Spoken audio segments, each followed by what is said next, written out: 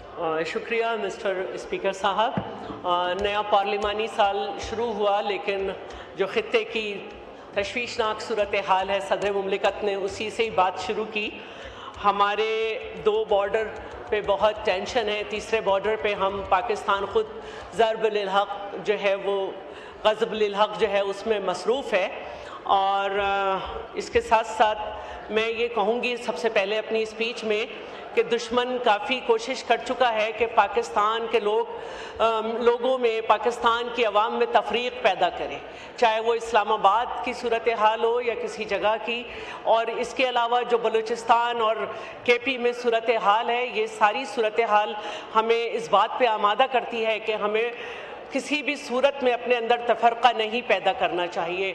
इसके साथ साथ सदर मुमलिकत ने अपनी तकरीर का आगाज़ सैयद अली ख़ामेनी की शहादत से किया, तो मैं भी जो है उनकी शहादत पे सबसे पहले सैयद अली ख़ामेनी को, ख़ामेनी साहब की रूह को और उनकी कौम को जो है उनकी शहादत की मुबारकबाद देना चाहती हूँ। और मैं ये कहना चाहती हूँ कि आपका फ़ैसला वो फ़ैसला है जिसको वही समझ सकते हैं जिनकी दर्सगाह जो है वो करबला होती है।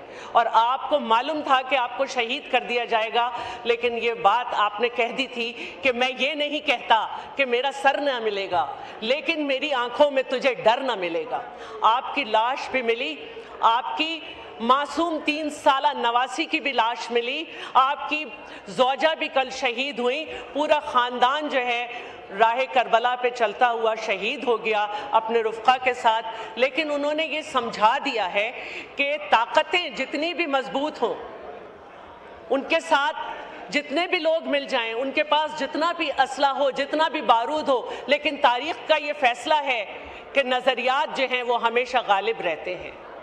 और चाहे आज भी आप देख लें कि जो सिलसिला वियतनाम से शुरू हुआ था, कोरिया से कोरिया तक गया, कोरिया से लीबिया, लीबिया से अफ़गानिस्तान, अफ़गानिस्तान से पहले इराक़ और इराक़ के बाद ईरान में गया कुछ अरसे पहले और दावा करके निकला कि एटॉमिक पावर को हमने इनके ख़त्म कर दिया है। लेकिन फिर चार्टर की, UN के चार्टर की जो है खिलाफ वर्जी करते हुए वो अपनी ताकत के ऊपर जो है वो दोबारा उन्होंने ये हरकत की। लेकिन ईरान के अवाम ने ये बता दिया कि वो ताकतों से नहीं डरते, वो अपने नज़रियात को समझते हैं। तो इस नज़रियात को समझते हुए जो लोग हैं, आप रिजीम चेंज नहीं कर सकते, ना आप वेनेजुएला में कर सके, ना आप इराक़ में कामयाब हुए, ना आप अफ़गानिस्तान में कामयाब हुए, और आप कहीं कामयाब नहीं होंगे। आपके अपने मुल्क से आपके नाकामी की इत्तलात आ रही हैं। तो मैं सिर्फ ये कहना चाहती हूँ कि हमें अपने पाकिस्तान में सबको मिलकर काम करना है और अपने मुल्क की हिफाजत ज़रूरी है। हमें कोई ऐसा काम नहीं करना जिससे हमारे पाकिस्तान को नुकसान पहुँचे। और यही आज का पैगाम है कि ईरान के साथ उनका नज़रिया है, उनकी इस्तिकामत है, और वो हमेशा रखेंगे क्योंकि वो ताकतों से डरने वाले नहीं हैं। और जो दावा किया गया कि हमें उनकी लाश मिल गई है, तो उसके मैं समझती हूँ कि वो लाश जिस तरह दिखाई गई, तो मैं समझती हूँ कि हज़रत अली ख़ामेनी साहब ने ये पैगाम दे दिया कि ए मुस्लिम ज़रा देख, मैं डरा तो नहीं हूँ, मेरा सर भी पड़ा है मेरी दस्तार के साथ। और ये सर इतना कम कीमत नहीं है, ये इतना कीमती सर है कि यहूदी रब्बी ये कहता है कि हमने खैबर का बदला ले लिया और एक अली और मार दिया। तुम जितने भी अली मारो, हमारे घर से हर वक्त अली निकलते रहेंगे, क्योंकि हमारे जिस्म की जो कमिटमेंट है वो पाकिस्तान के साथ है, लेकिन हमारी रूह का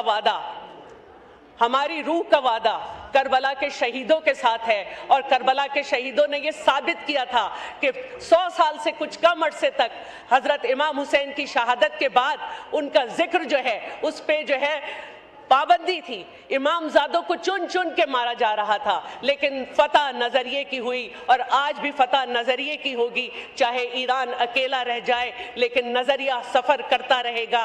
और ये तारीख़ है कि सारे इमाम और इमामजादे पीछे से دھوکے سے شہید کیے گئے اور میرے امام کو بھی غداری کی، نائب امام کو بھی غداری کی وجہ سے یہ دن دیکھنا پڑا، لیکن یہ موت تو آنی جانی ہے، اس موت کی کوئی بات نہیں۔ جس دھش سے کوئی مقتل میں گیا وہ شان سلامت رہتی ہے۔ بہت بہت شکریہ سر۔ شکریہ۔